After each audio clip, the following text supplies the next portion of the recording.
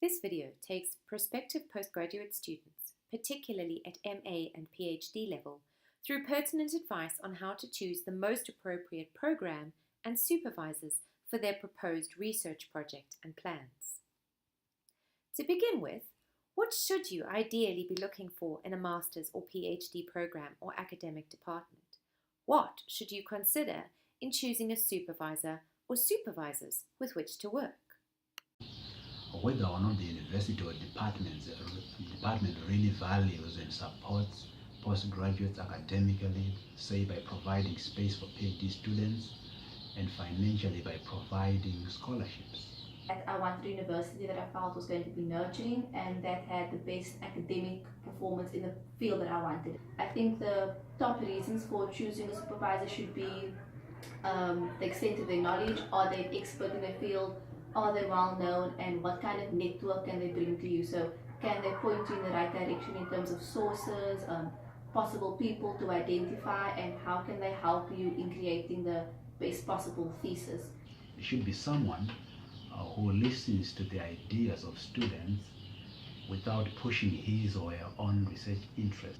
It should be someone who guides and works with students as a mentor and in some way and at some point as a peer scholar.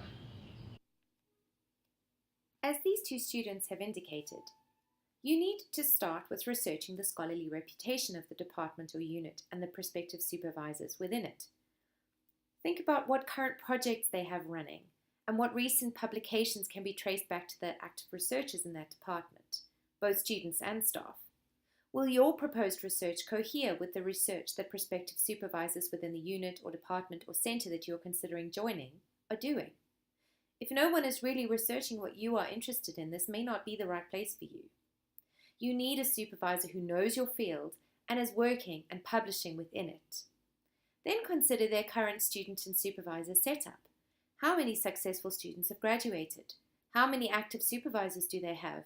And how many current students are registered with them?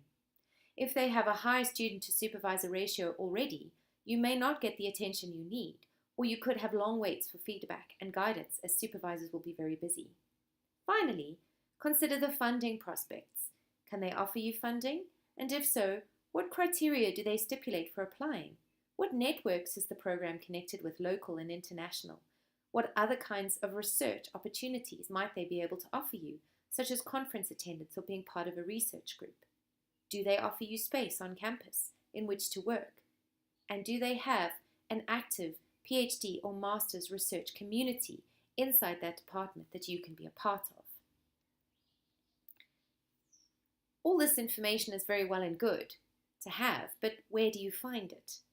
You need to be a bit of a detective here and set aside time to do your research carefully and fully. Start with university websites and read all you can about the department, unit, centre, etc., and also about the staff there. If they don't have well-constructed personal pages for staff, try ResearchGate or academia.edu or Google Scholar. Google your prospective department and the people you are interested in working with. See what they are publishing, what work and research they are involved in, and see if you can track down the names of current or former students. If you can find current or former students, you could consider sending them a polite email indicating that you are considering joining the department or working with that supervisor, and ask them a few of the pertinent questions at the end of this video. Don't be afraid to ask tough questions. The average MA takes 2 years and the average PhD 5. You need to find the most supportive and encouraging environment for you and your research that you possibly can. When you're approaching your prospective supervisor via email or in person, some of the questions you could consider asking are: how many students do you currently have registered with you? What kinds of research are you currently supervising? What kinds of research are you interested in supervising?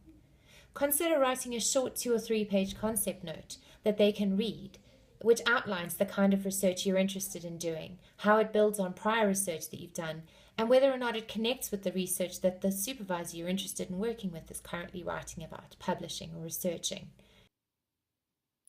The questions provided on this slide are just a few of the questions you can consider asking when researching where you want to study and who you want to work with. You need to have a sense of what research you want to do and how you would like to do it, and use this as a guide to finding the right place and the right people to work with. Be proactive here. Work within your means, but make the smartest and most well-researched choices you can with the information you can find. This is your degree and your research journey. So you do need to take the time starting out to make sure that you begin as you mean to end, owning this process and all the learning and growth that can come of it.